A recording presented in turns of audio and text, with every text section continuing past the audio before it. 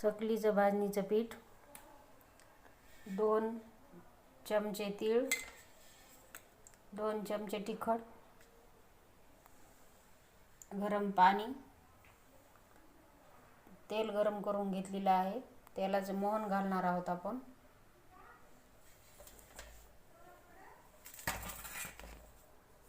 एक किलो पीठ आहे आपलं.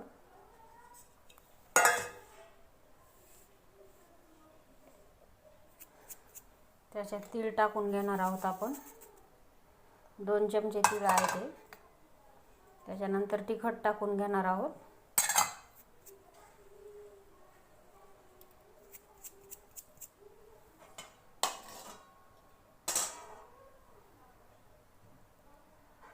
तेलाचं मोहन घातलेलं आहे आपण. गरम पाणी टाकून टिमून घेणार आहोत. आपल्याला जसं लागेल तसं पाणी टाकून घ्यायचं आहे. गरम पाणी असल्यामुळं मी चमच्याचा वापर केलेला आहे. चकलीचं पीठ टाकून घेतलेलं आहे आपण, टिमून घेतलेलं आहे.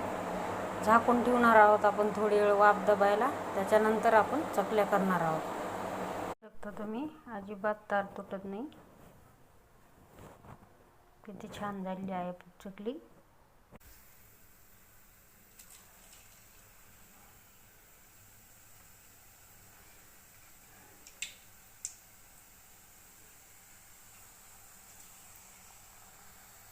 चकलीची बुडबुडे बंद झाली की आपली चकली तळलेली आहे. असं